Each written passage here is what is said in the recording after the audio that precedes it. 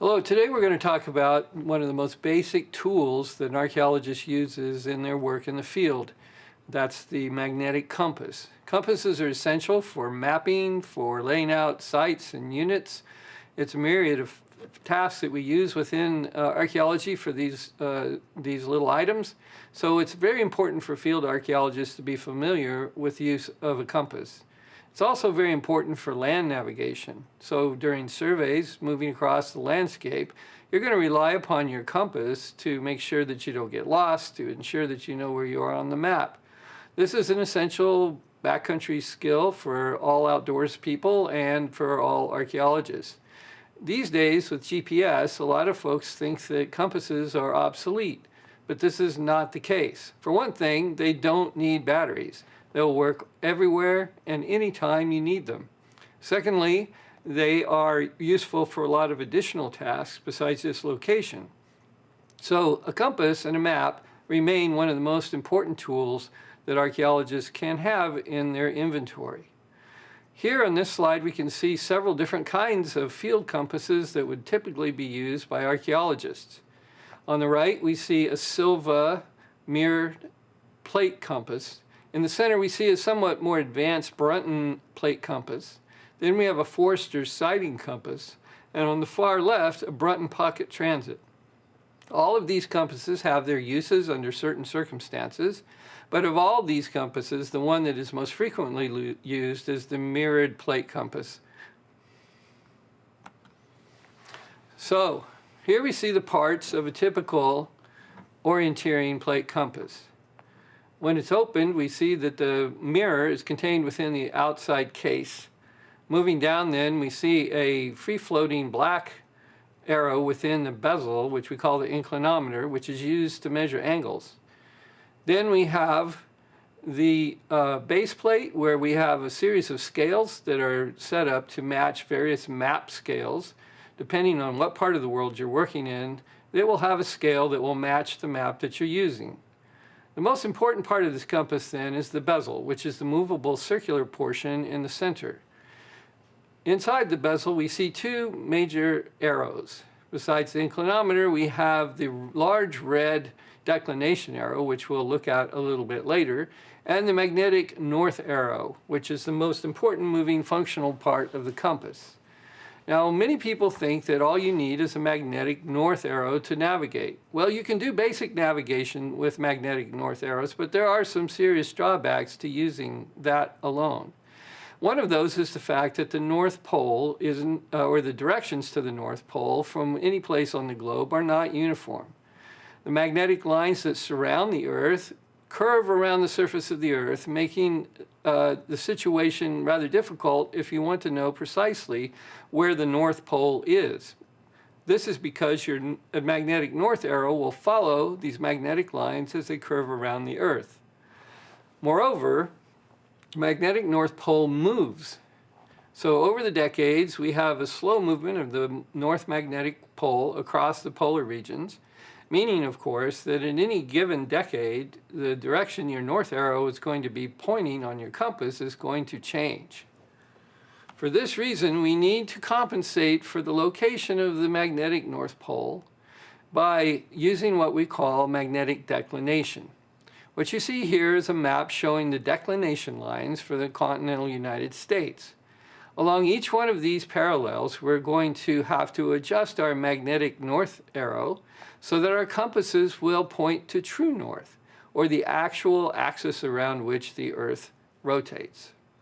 Now, in any USGS map, down on the lower margin, we have an indication of where the north arrow should be pointing, which is true north, which is always the map axis north. In other words, the map is always oriented or printed with true north towards the top. Now, magnetic north varies from this, as we just indicated. And in the upper left of this illustration, you can see the divergence between the magnetic north and the true north on this particular map. Taking this information, you could therefore adjust your compass so that it will compensate for the difference between these two norths. There is, of course, one problem. The difference which is published on a particular map was fixed at the time the map was published. If you have an older map, the divergence between the two, the true north and magnetic north, may be less than it is currently. We call this divergence the declination. To get the true declination for your place on the globe, you can go online and look up the magnetic field calculator to ensure that your current declination matches the one that you're using on your map. Now, you must adjust your compass to reflect the declination of your location. On this particular compass, we have a little screw on the back which can be turned to change the interior of the bezel so that it will reflect the correct declination to the magnetic north. Any compass which is going to be used as a field tool by archaeologists needs to have a declination setting. Do not purchase a compass for field use that does not have this feature. When you look into the bezel of the compass, this one has been set for our location here in San Marcos, California. At the lower left, you can see where the base of the declination arrow is about 13.6 degrees to the left of true south, which means, of course, that the top of the arrow is that direction to the right. True north, in this case, is along the major axis of the compass. Now, if you're in this part of the country and you look at your compass, it should look something like this. And the reason this is true is that magnetic north is up in near Baffin Island, which is to the northeast of where we are currently residing. Therefore, you can kind of cross-check your declination in your mind and say, yes, this looks approximately right. And then you will check with your current declination measurement and make sure that your compass is set to that declination. Now, what this allows is that when the compass is properly aligned, you will place the magnetic arrow over the declination arrow. Having done this, your compass will now have compensated for the difference between true north and magnetic north, and will be pointing in a true bearing to whatever it is that you're trying to measure. This is a very important point. If your declination is set incorrectly, or you don't follow this, then you will get an inaccurate measurement on your compass.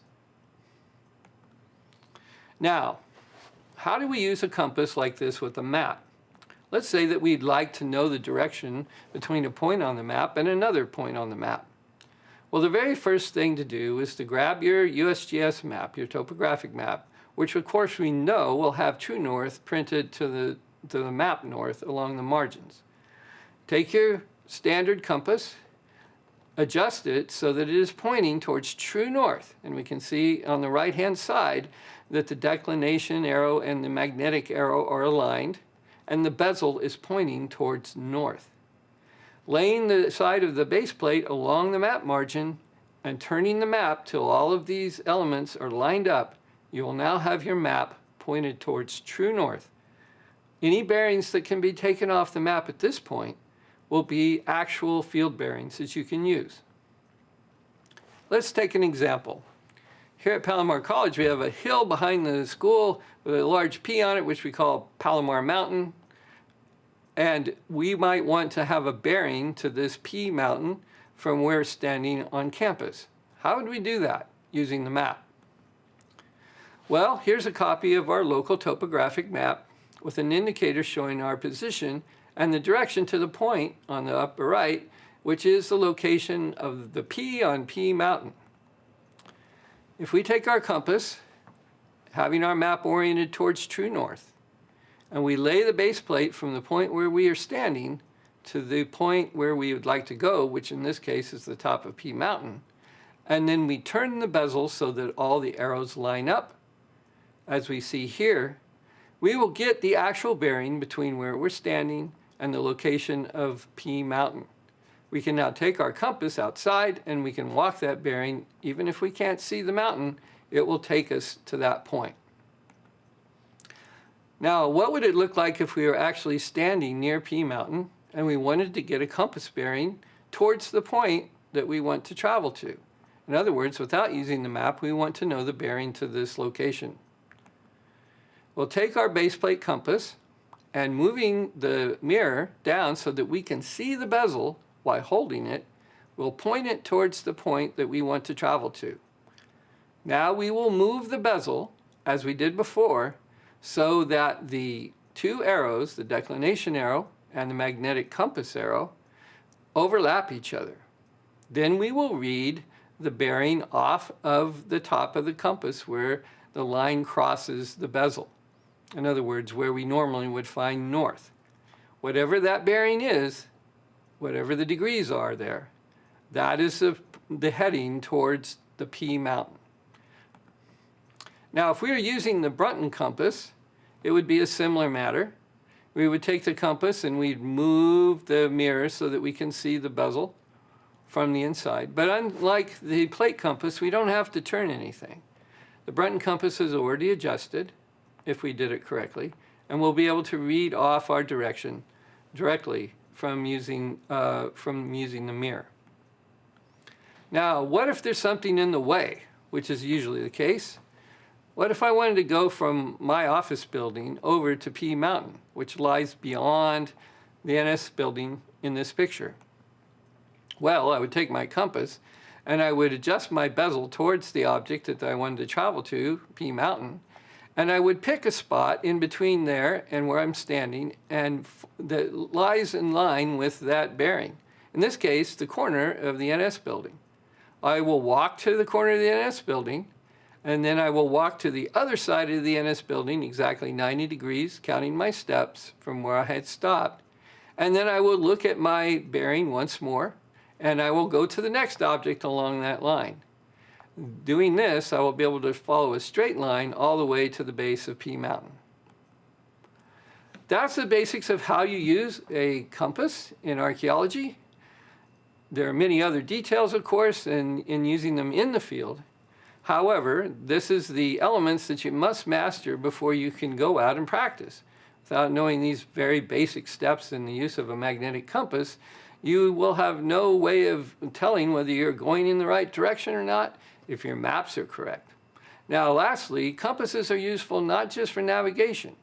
You can use these instruments to actually make maps, create small topographic maps if you're so inclined. In fact, you can use them for a myriad of different tasks in the field, depending on the accuracy that's required in the job that you're in. Thank you for watching this, and I hope to see you in the field.